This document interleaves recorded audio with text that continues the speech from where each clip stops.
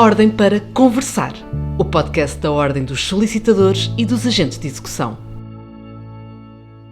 Muito bom dia, sejam bem-vindos a mais um episódio do podcast Ordem para Conversar. Este é o podcast da Ordem dos Solicitadores e dos Agentes de Execução, onde, já sabe, a única ordem que aqui se impõe neste espaço de análise e reflexão é mesmo esta, conversar. Mas cumprindo a tradição, antes de avançarmos para a conversa de hoje, o bastonário da OSAI, Paulo Teixeira, responde a questões remetidas por quem nos acompanha.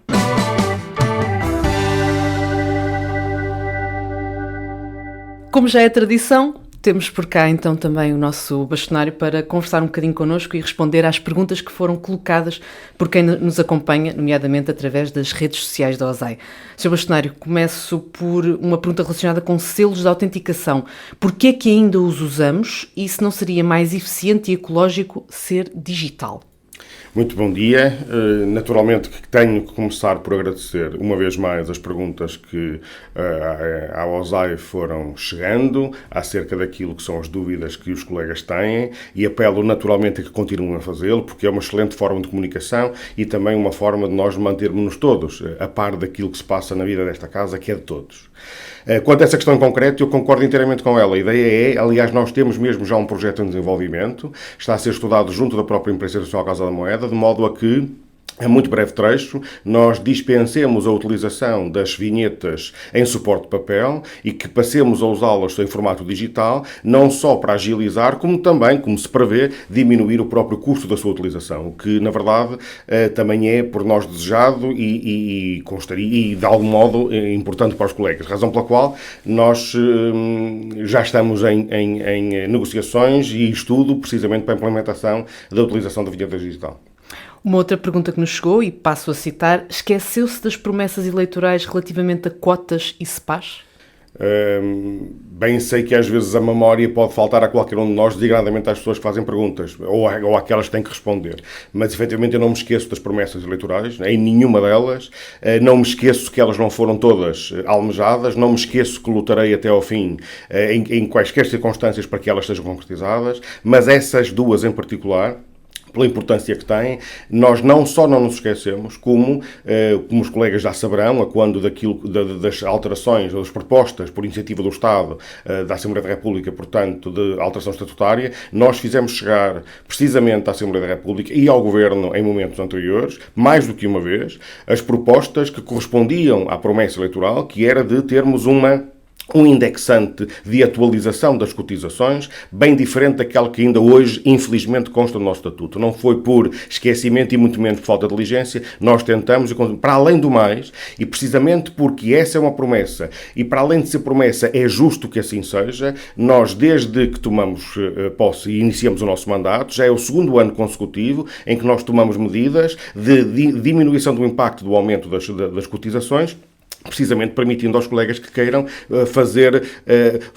usar o crédito desse aumento em informações, em vinhetas e outras diligências e outras circunstâncias que os colegas, entretanto, já vieram a saber. Portanto, efetivamente não esqueci. No que diz respeito à SPAs, é evidente que a promessa eleitoral é de tentar com que a SPAs, no interesse de todos, siga tudo quanto é a forma de encontrar o melhor caminho para a salvaguarda dos interesses dos solicitadores, dos agentes de execução, e isso está a ser feito, acompanhado desde sempre, desde o início, por nós. Aliás, está criada uma comissão por iniciativa da Assembleia da República, da qual naturalmente eu faço parte, representando a Ordem, e a luta continua. E não nos podemos esquecer que os colegas, numa Assembleia Geral em Coimbra, no ano 2020, decidiram, de uma forma massiva, que a vontade era a possibilidade de poderem escolher o seu sistema previdencial, se a Segurança Social, se a SPAs. Essa é uma decisão que eu respeitarei escrupulosamente, que eu não abdicarei dela enquanto naturalmente não houver, se é que vai haver ou pode haver, uma outra deliberação do nosso órgão principal com cariz deliberativo, que é a Assembleia Geral. Enquanto não for outra a decisão, e não tem de ser, mas enquanto não for outra decisão, é essa a posição, a única posição que eu defenderei junto da Assembleia da República, do Governo e da própria SPAs, naturalmente. Ainda também sobre a SPAs, uma outra questão que nos chegou, tem alguma novidade a partilhar relativamente ao trabalho da Comissão de Avaliação do Estudo da SPAs na Segurança Social? Olha, infelizmente não tenho, e deixe-me estabelecer aqui um paralelo com algo muito, muito curioso. Tal qual como nós, quando iniciamos o nosso mandato, vimos-nos confrontados, pelo menos com um ano inteiro, para tentar evitar desde logo que esta ordem fosse extinta. É bom não esquecer que houve um partido político com assento parlamentar que quis a extinção da nossa ordem e nós conseguimos que isso fosse evitado. É de coisa pouca, mas enfim, evitamos naturalmente que esse partido apresentasse a proposta da extinção, não só, mas também da nossa ordem.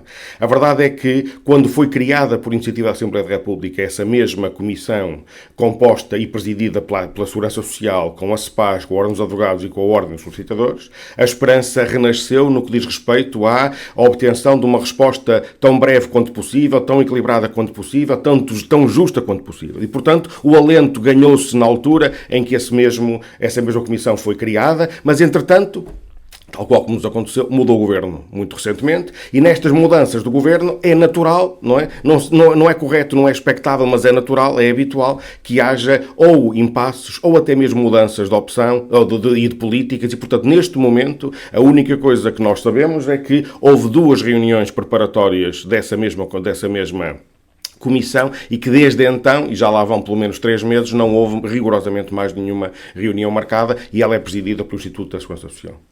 Por fim, e porque o tempo também está a passar e as nossas jornadas estão agendadas para setembro, uma pergunta que também chegou sobre o processo de inscrição. Quando é que abrem as inscrições das jornadas?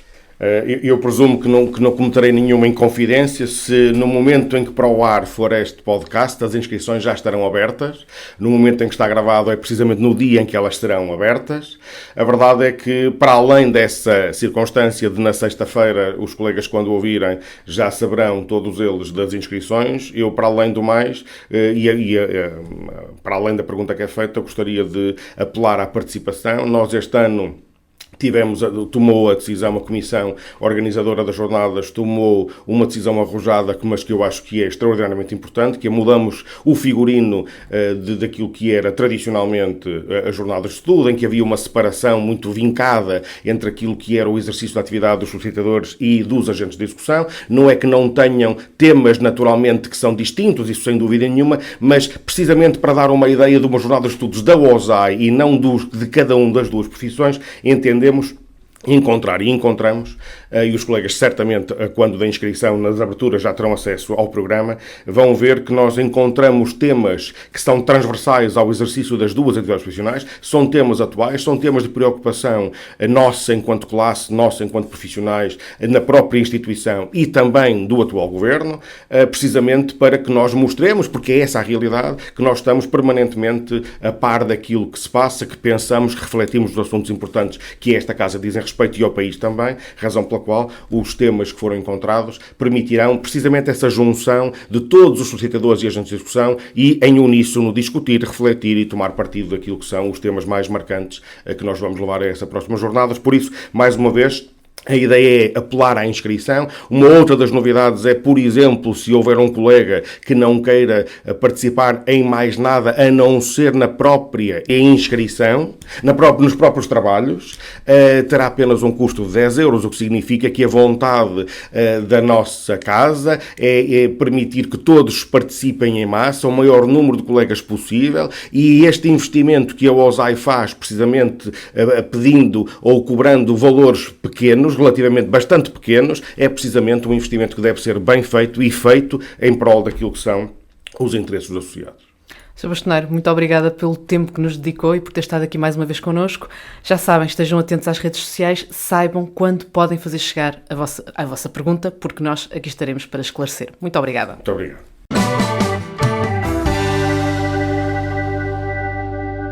Muito obrigada a todas e a todos que nos fizeram chegar as suas perguntas. Já sabe, acompanhe as redes sociais da OSAI e fique a par de todas as oportunidades para participar.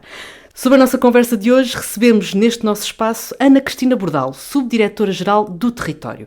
Licenciada em Direito e doutorada em Urbanismo, exerce funções como Subdiretora-Geral do Território para a área do cadastro predial desde novembro de 2014. Em representação da DGT, preside o Conselho Consultivo da Escola Profissional de Ciências Geográficas e integrou o grupo de trabalho que teve como missão estruturar e consolidar as condições políticas, jurídicas, institucionais, técnicas e de recursos humanos humanos que viabilizem a produção, gestão, atualização e exploração de dados cadastrais. Além disso, são várias as publicações da sua autoria no âmbito desta mesma matéria que hoje nos convoca e que tem sido ponto de partida para uma intensa cooperação entre a Direção-Geral do Território e a OSAI. Sim, falamos de cadastro. E assim, avanço para a primeira pergunta, doutora Ana.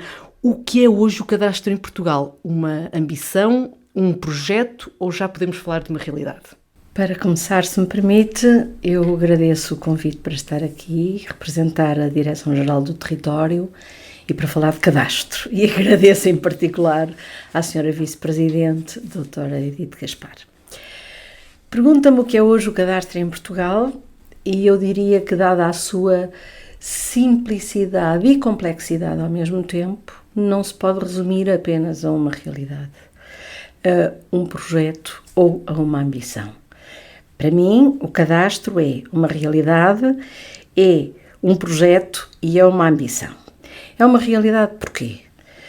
Porque no território continental, que está no âmbito da competência da DGT, há 125 concelhos em regime de cadastro predial. Há mais de 1.750.000 prédios cadastrados. Infelizmente, não é extensivo, como daqui se depreende, a todo o território continental, mas uma grande percentagem da área territorial está cadastrada.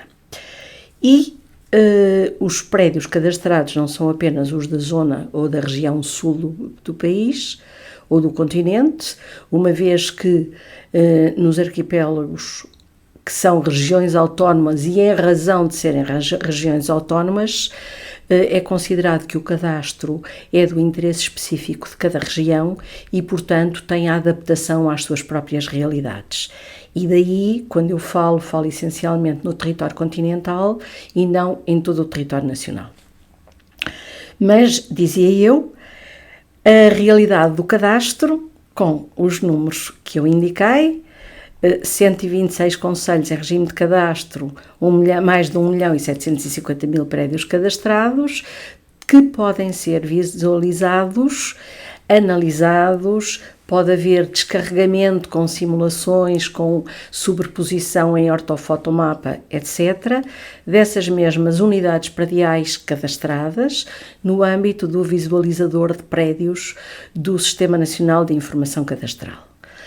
Ao contrário do que acontecia há uns anos, o cadastro que era em suporte de papel está todo vetorizado e abrange quer os prédios em regime de cadastro geométrico da propriedade rústica na vertente inicial que tinha finalidade essencialmente fiscal e abrange também os prédios que foram cadastrados em 7 concelhos piloto ao abrigo de um regime experimental para testar modelos e metodologias, tendo em vista depois então com consistência elaborar um esboço para um projeto de regime de cadastro ou regime jurídico de cadastro predial que pudesse vir a perdurar no tempo e não se debruçasse apenas sobre uma tipologia de prédios, os prédios rústicos para finalidade tributária, mas todo o território nacional para, essencialmente, para conhecimento e desenvolvimento dessa realidade e depois a adaptação aos territórios e às realidades das políticas públicas sobre o solo, naturalmente. Portanto, o cadastro é uma realidade, existe, está lá, pode ser consultado por qualquer pessoa sem necessidade de conhecimentos especiais, sem necessidade de se registar e a todo o tempo, está na plataforma do Sistema Nacional de Informação Cadastral, na página da Direção-Geral do Território na internet. E o cadastro é também um projeto. É um projeto porquê? Porque há muito que falta. Falta fazer muito, falta concluir o cadastramento, se assim posso referir, das áreas onde ainda não vigora o cadastro, mas falta também, dando corpo ao atual regime jurídico do cadastro predial, dar consistência e fazer entrar em produção as plataformas que se reportam às 3 tipologias de procedimentos que estão previstos no regime jurídico do cadastro predial. Estou-me a referir em concreto aos procedimentos de execução, através de operações simples ou operações sistemáticas de cadastro. Estou-me a referir à plataforma para integração de prédios que, ao abrigo de qualquer regime, tiveram intervenção, análise e caracterização das entidades também responsáveis por diversos setores, como sejam, por exemplo, expropriações, como sejam, por exemplo, prédios abrangidos numa área territorial para a qual entrou em vigor um plano de pormenor com efeitos registais. Estou-me a referir, por exemplo, a uma área territorial objeto de uma operação de loteamento. Isto a título exemplificativo, não exaustivo.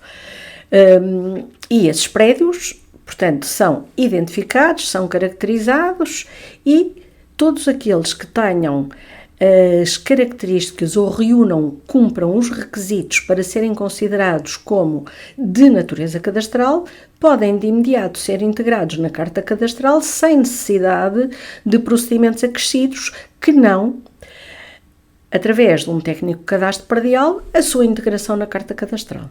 Falta essa plataforma e falta depois aperfeiçoar e melhorar as várias plataformas e uma plataforma, porque a DGT prossegue a sua missão tendo por desígnio utilizar todos os benefícios das novas tecnologias e da inteligência artificial e, portanto, conseguir também traduzir para uma plataforma a tramitação de um procedimento que já está a desenvolver, mas que terá outra segurança e outra consistência se for utilizada uma plataforma para o efeito. Estou a falar em concreto da fiscalização.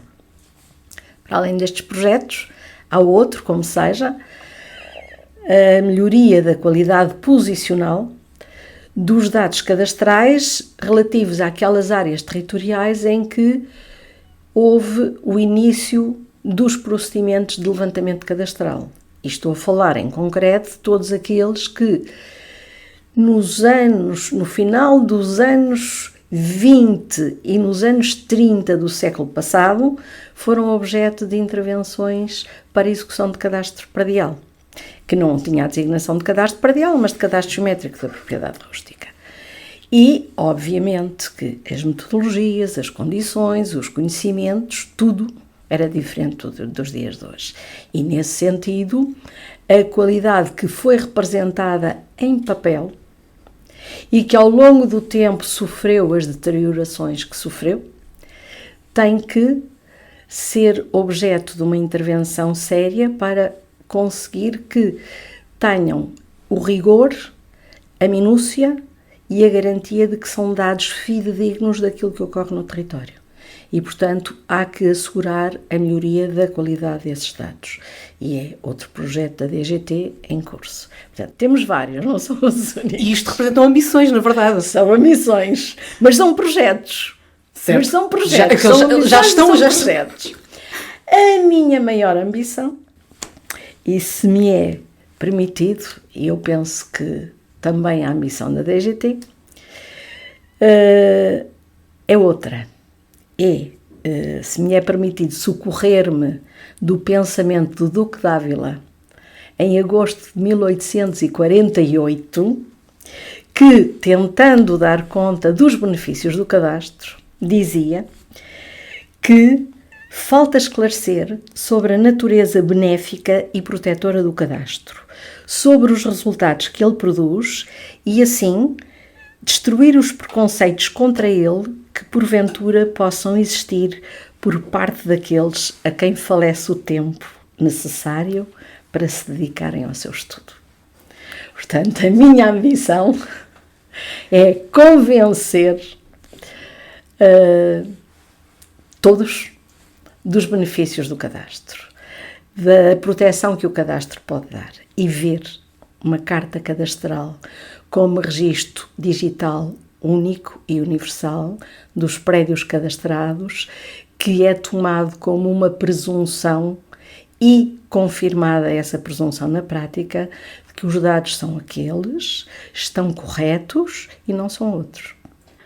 E, ou seja, este também é um caminho de sensibilização, mas, na verdade, principalmente quando chegamos a esta época que é marcada, infelizmente, pelos incêndios, muitas vezes surge a pergunta, mas porquê que nós ainda não temos um cadastro? Porquê que não sabemos a quem pertence, de quem é? Porquê que não conhecemos profundamente os nossos territórios? Justifica-se apenas pelas realidades distintas em termos orográficos ou há muito mais?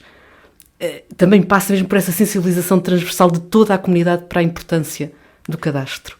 Ora bem, o cadastro é uma ferramenta, diria eu, de enorme valia para o conhecimento do território, da estrutura fundiária, das suas características. É fundamental. Mas o cadastro, só por si, não é preventivo de incêndios, só por si não é um mecanismo eficaz. Há de testá-lo. Temos os exemplos, por exemplo, passe a repetição da nossa vizinha Espanha, que tem todo o território nacional cadastrado e em que não deixam de haver incêndios terríveis todos os anos. Em Portugal, temos o caso do Concelho de Mação, que está em regime de cadastro desde 1988 e que não deixou de ser devastado por terríveis incêndios. Temos o exemplo do Concelho de Monchique e todos estamos recordados dos incêndios da Serra de Monchique. Mas Monchique tem cadastro desde 1989. Portanto, o cadastro não é preventivo de incêndios, como eu dizia, mas o cadastro é, sim, um instrumento fantástico e adequado para conhecer a estrutura do território e, a partir daí, desenvolver políticas que possam ser adotadas nesse sentido. Estou a pensar, por exemplo, nas situações em que, através do conhecimento do território pelo cadastro, é possível delinear as áreas que constituem territórios vulneráveis, mais suscetíveis de neles ocorrerem incêndios, de identificar as situações de minifúndio pelas suas próprias características agropastoris, silvícolas, florestais e dada a dimensão diminuta, não contêm por si mecanismos que sejam incentivadores a atuações de exploração que depois permitam também ter os territórios ocupados, limpos, etc., etc., que fixem gente nova, que fixem população na idade ativa, etc. Portanto, o cadastro é um elemento essencial para esses instrumentos que, designadamente, estão associados ao regime jurídico de transformação da paisagem, às áreas integradas de gestão da paisagem, às operações integradas de gestão da paisagem, etc. E eu queria recordar como muito relevante que estes mecanismos associados à gestão da paisagem e à transformação da paisagem, muito recentemente, há quase um mês, no início do passado mês de junho, em Mação, justamente, houve o início dos trabalhos ou da execução dos trabalhos no terreno para preparação do solo, para a abertura de estradas florestais, rede viária florestal e preparação do terreno justamente para prevenção de incêndios.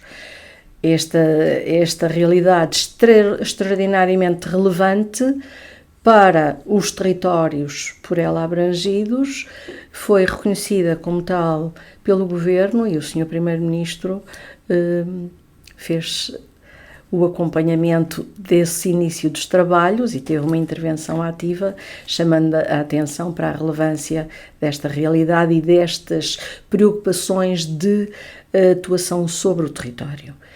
E é isto também que constitui um dos grandes desafios associados ao cadastro, é sensibilizar, mais que a generalidade da sociedade, os habitantes e as pessoas que pertencem a estes lugares, porque o sentimento de pertença também é muito relevante. Mudou para muito as pessoas esse sentimento. O valor que se dava à terra mudou muito com o passar dos anos? Ora bem, Eu diria que sim e não.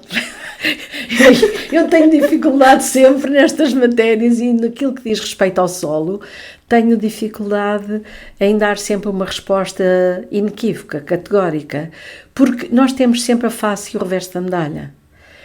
E, em algumas pessoas, sim, trouxe-lhes de volta o sentimento de pertença, o sentimento de relevância, trouxe, por exemplo, um sentimento de curiosidade e vontade de pertencer ao espaço e ser parte do espaço, relativamente a um conjunto que eu penso que se pode dizer já significativo nos territórios despovoados por parte de cidadãos de outras comunidades e não portugueses, não nacionais.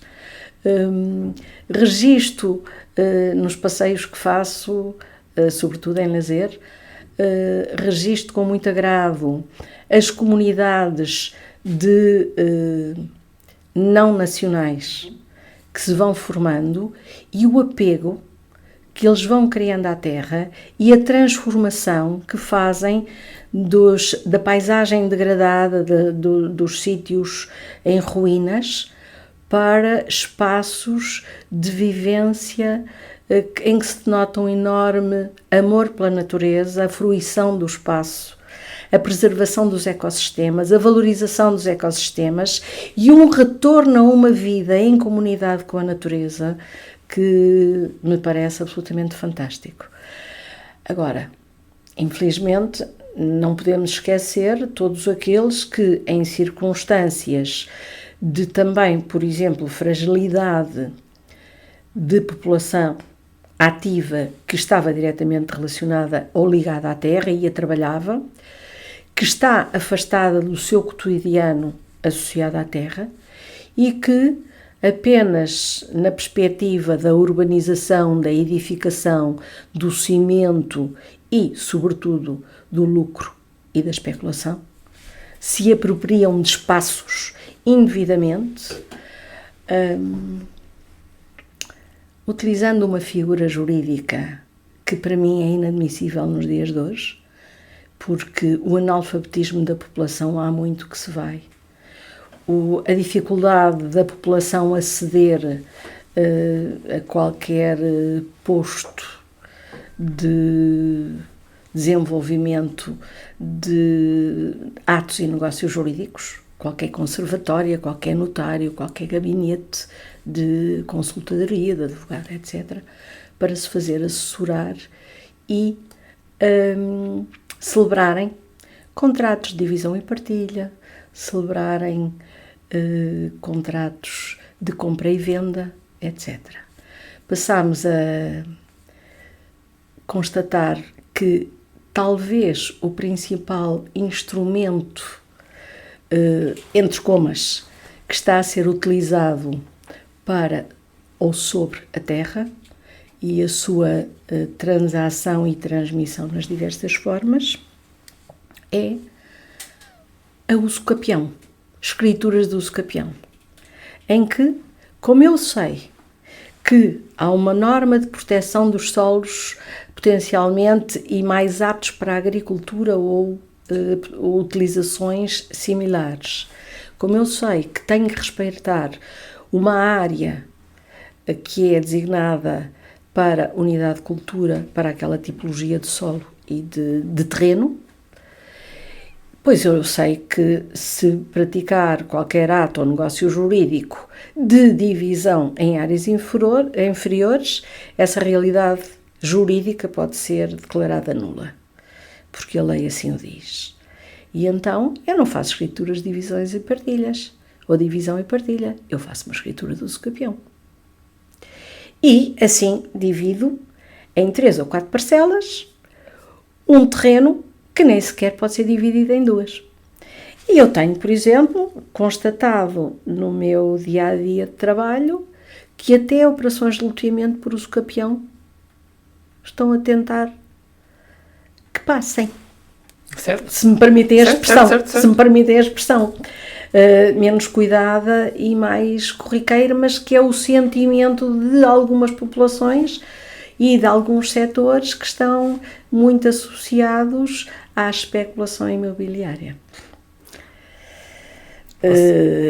E também, de certa forma, à mentalidade que ainda subsiste, que eu quero aquele pedaço, eu não quero saber se há ou não uma função social da propriedade, eu não quero saber se há ou não um dever de preservar determinados solos, eu quero exercer a minha vontade.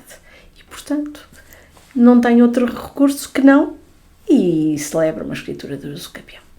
Ou seja, embora tenhamos avançado no âmbito da política pública e estejamos mais atentos ao que é uma gestão ativa do território e os seus ganhos para o que falamos tanto, que é a coesão social, a coesão territorial, o combate ao despovoamento, ainda temos muito para caminhar, nomeadamente, por exemplo, nestas questões de segurança jurídica, de conhecimento, de domínio destas matérias, para conseguirmos falar todos a mesma língua e protegermos efetivamente o território?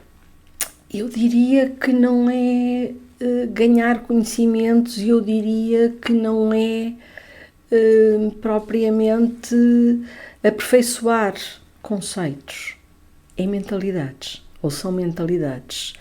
O grande problema é as pessoas não quererem entender, assim como há muita gente que não quer entender e utiliza esta figura que eu referi, por exemplo, para ainda hoje, depois de tudo o que aconteceu, tudo o que se falou, todos os impactos jurídicos das áreas urbanas povoadas de clandestinos, ainda hoje temos atos que dão origem à proliferação de clandestinos, pelo recurso a essa figura que eu acabei de mencionar. Portanto, o que está em causa não é o desconhecimento das pessoas. O que está em causa é exatamente são as mentalidades e é as pessoas também, por outro lado, terem consciência de que há uma atuação imediata das entidades oficiais para travar e fazer com que o seu ato antissocial e em violação da lei seja sanado e seja determinada a reposição da situação à data antes da prática da infração. Eu registro com muita satisfação todos os pedidos que têm sido recebidos por parte de entidades oficiais, pedindo a colaboração da DGT para identificar as tipologias de solo, as características dos prédios, etc., para poderem agir em conformidade. E eu estou em crer que, trabalhando eu na área do cadastro desde 1981, estamos a entrar numa nova era e num novo despertar de consciências das entidades oficiais, de que também foi prenúncio a alteração significativa que houve ao Código Civil no que diz respeito a esta matéria e ao repor aquele que era o regime sancionatório dos atos em violação da unidade de cultura anteriores ao Código Civil de 1970, em conjugação com a portaria que foi publicada em 1970. Anteriormente, os atos que infringissem a unidade de cultura eram passíveis de nulidade, declaração de nulidade, depois passaram ao regime da anulabilidade e agora são de novo comunáveis com a nulidade, se assim se pode dizer. E então, nesse sentido, eu também estou em crer que tal poderá trazer algum avanço na mudança de mentalidades, porque, se me é permitida também a expressão, poder-se-á constatar que o crime já não compensa tanto. E aproveitava uma expressão que usou, que estamos a entrar numa nova era, para lhe perguntar se nesta nova era também há muitos ganhos associados à cooperação. E aqui falava nomeadamente da cooperação que tem havido entre a DGT e a OSAI, no que diz respeito à formação do técnico de cadastro predial, se realmente também é uma ferramenta a explorar cada vez mais neste caminho, digamos assim. Mas isso sem dúvida, inequivocamente. A cooperação entre as várias entidades não podia ser melhor instrumento para alcançarmos aqueles desígnios que são comuns, ou o desígnio que é comum. Nesse sentido, toda a disponibilidade que a DGT tem manifestado e estará sempre disponível, até porque a DGT tem plena consciência de que as várias perspectivas, as várias abordagens, quando em confronto e o diálogo sobre elas, poderá sempre trazer ganhos para todos. E para todos, culminando no interesse público.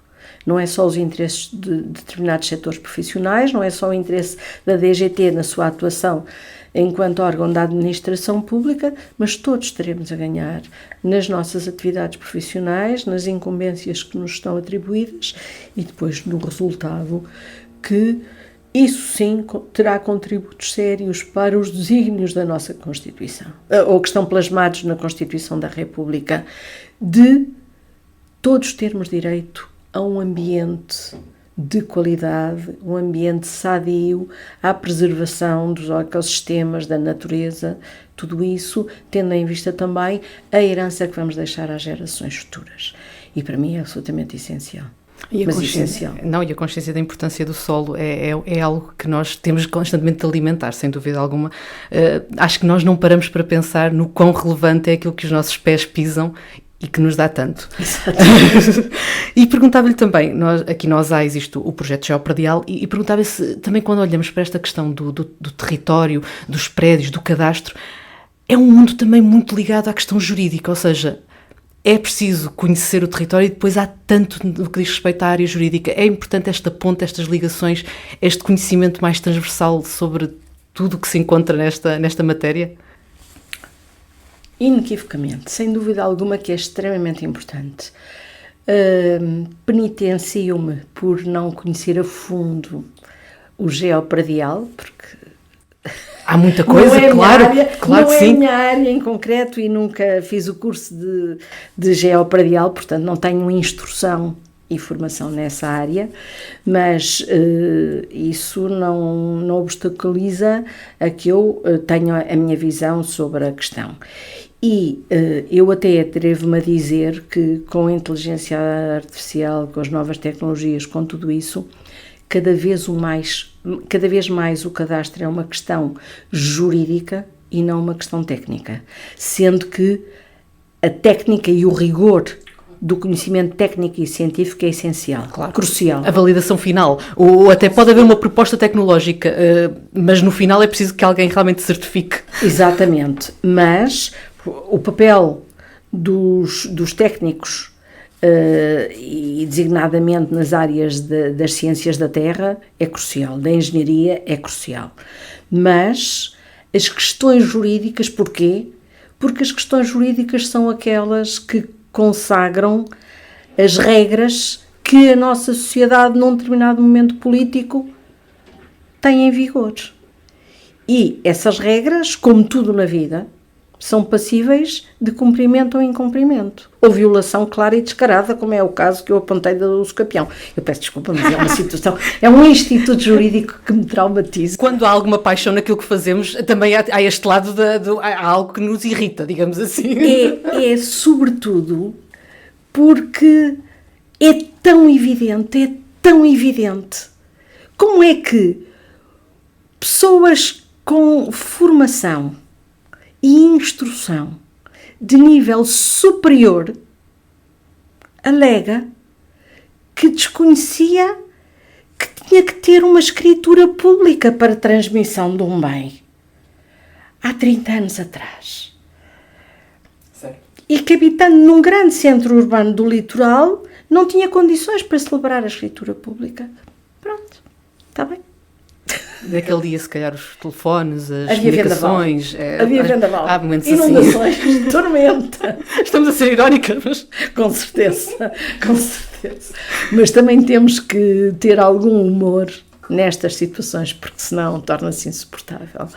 Mas não querendo fugir à questão da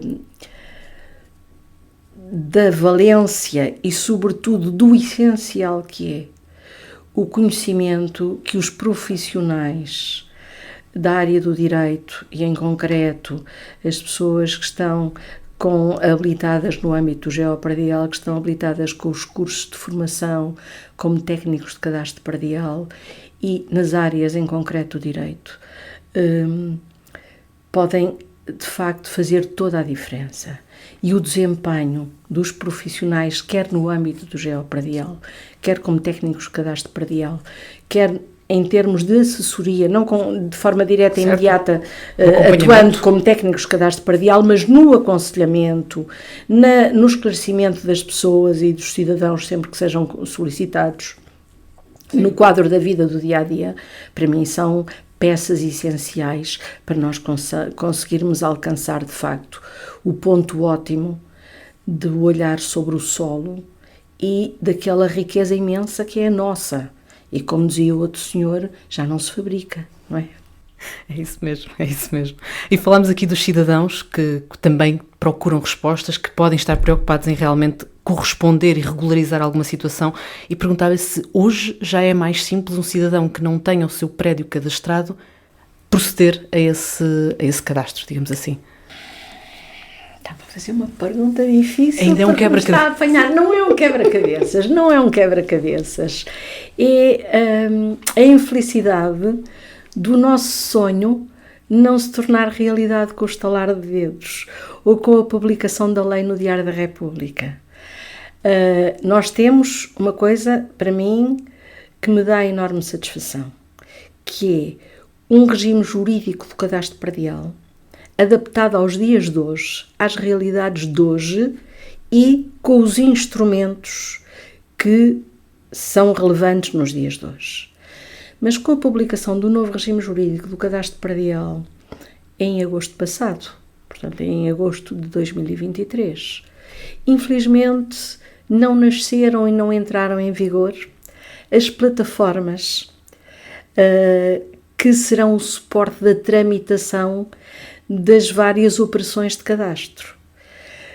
Hoje em dia não será ainda fácil alguém promover a execução do cadastro do seu prédio, por forma a que ele fique já, amanhã ou no próximo mês, inscrito na carta cadastral. Não é possível, porque o novo regime jurídico do cadastro predial estabelece que as operações de execução cadastral se iniciam numa plataforma que é disponibilizada pelo Balcão Único de Prédio e tramitam no âmbito das competências da Direção-Geral do Território. É possível fazer o levantamento topográfico e cadastral dos prédios em qualquer parcela do território nacional onde não esteja em vigor qualquer regime de cadastro da propriedade.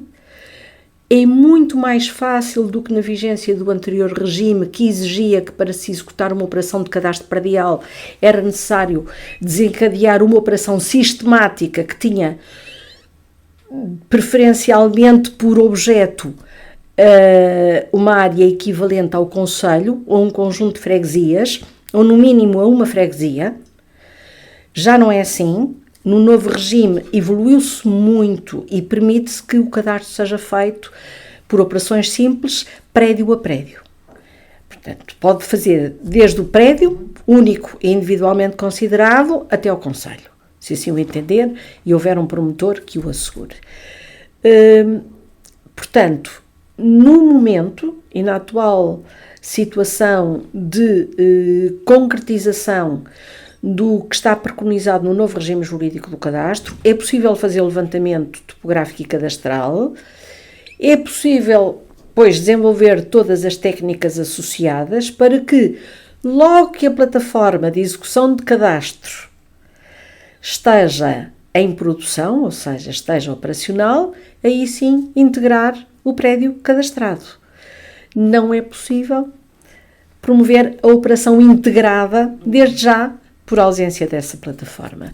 Também nesse campo para além da dificuldade de fazer tudo ao mesmo tempo, por uma pequena equipe, nós temos que dar tempo ao tempo, também no que diz respeito, por exemplo, ao prazo e à tramitação tradicional e que estão preconizadas na lei para as operações de aquisição de bens e serviços. E, portanto, temos que deixar desenvolver os procedimentos concursais para que seja desenvolvida a plataforma de execução de cadastro predial. E aí sim, juntar-se-á o útil ao agradável e o prédio cadastrado amanhã poderá ficar integrado na carta cadastral. Essa, diríamos assim, pode ser uma das grandes metas a médio e longo prazo que identificaria como sendo realmente uma ambição, começámos a falar em ambições, terminaríamos a falar em ambições. Esta é sem dúvida assim aquela grande meta que gostariam de alcançar? As grandes metas é conseguirmos alcançar durante 2025 essas plataformas que nos estão em falta, que infelizmente falta-nos a varinha de condão, mas não nos falta a vontade e a determinação e, portanto, estamos todos a desenvolver todos os esforços que estão ao nosso alcance para atingir esses objetivos e, se possível, superá-los. Portanto, concretizá-los antes do tempo. Mesmo à beira do fim, pergunto, daqui a uns aninhos podemos só preocupar-nos em ter de conservar? Eu diria que como sou maioritariamente otimista, sim. Sim, até porque eu estou em crer que com o tempo todos os céticos entenderão quais são as vantagens de ter cadastro. O que é ter um prédio cadastrado? Sobretudo quando estiver possível a harmonização, ou seja, a conjugação dos dados cadastrais de um prédio com os dados fiscais desse prédio e os dados que constam do registro predial também relativamente a esse prédio. E quando as três camadas de informação da responsabilidade da Direção-Geral do Território, do Instituto dos Registros e Notariado e da Autoridade Tributária e Aduaneira forem compatibilizáveis numa só entrada nas bases de dados da administração através do balcão único de prédio, como porta de entrada para o cidadão dialogar com a administração, sim, aí se calhar será só conservar. Terminamos com um tom otimista e só podemos agradecer realmente esta conversa. Muito, muito obrigada, doutora Ana. Ficou exemplarmente cumprida esta Ordem para Conversar. Muito obrigada. Muito obrigada. Eu é que agradeço. O Ordem para Conversar regressa a 19 de julho. Muito obrigada também a si que nos acompanha e, claro, já sabe, o próximo convidado será revelado antes nas redes sociais da OSAI e para ficar a par de tudo, siga-nos no Instagram, Facebook, LinkedIn, Threads e Redes X e adira ainda ao WhatsApp da OSAI. Quanto a nós, cá o aguardamos neste que é o podcast da Ordem dos Solicitadores e dos Agentes de Execução, onde já sabe, a ordem é só uma: conversar.